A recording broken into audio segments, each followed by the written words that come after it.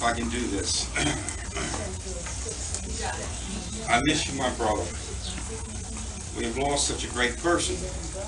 I'll always remember my brother, who is still very much a part of my life. I love you, Jerry. And there isn't a day that I don't miss you in some way or another. You are a special part of my life, and your leaving has left a great hole in my life. Well, I wouldn't give for one more day. Jerry was my baby brother. Growing up, we were always close, something not too common in families.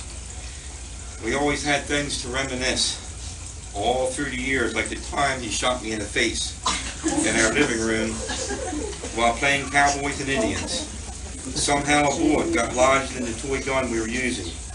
I was lying on the floor and Jerry said, "If you get up, I'm going to shoot you." Well, I got up and bang, I was shot. Luckily the bullet got stuck and my face was just powder burned. We have had many a laugh over this. Though he was younger than me, I thought him as my big brother. I always envied him.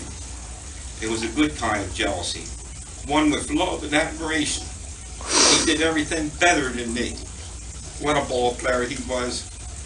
I was so proud of him, and even today I take every opportunity I can to brag about his athletic talent. When I got out of Little League, he was just starting. Then came Teener League. I was out when he started. It wasn't until high school that I had the honor of playing on the same team as Jerry. Man, was I ever so proud of this. When Jerry wasn't pitching, he was playing right beside me in the outfield. He right field and me center field.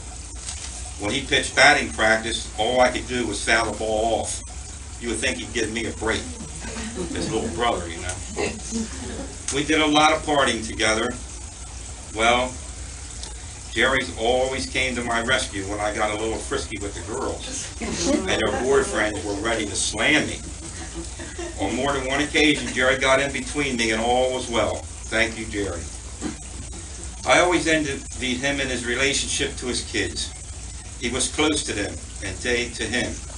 When I was feeling down about my relationship with my kids, he would build me up with other attributes he attributed to me that he envied. Jerry was always there for everybody. He never let me down, but I let him down at times. He never held it against me. I know that Jerry has meant something to each and every one of you. He is the only person I could confide in, and believe me, confide I did. I could talk to him about anything because he never judged or scolded me, and he always had some great advice for me. My brother was such a character. He knew how to be serious at times and when to joke around. He knew how to tell a joke better than anyone I've known. I want to share a precious moment with you. The day I said goodbye to my brother.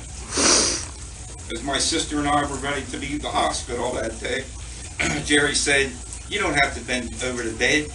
Well, I said, "I'm bending over." And I straddled him with my body and cried and kissed him, and I said, "I'll be back."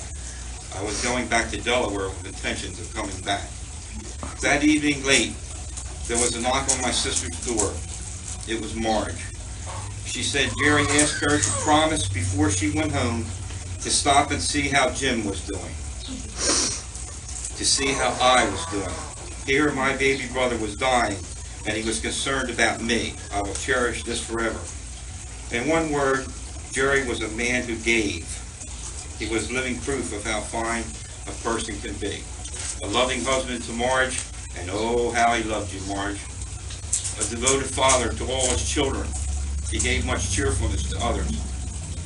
Our sorrow is lessened only slightly with the comforting thought that we all had the privilege to know him.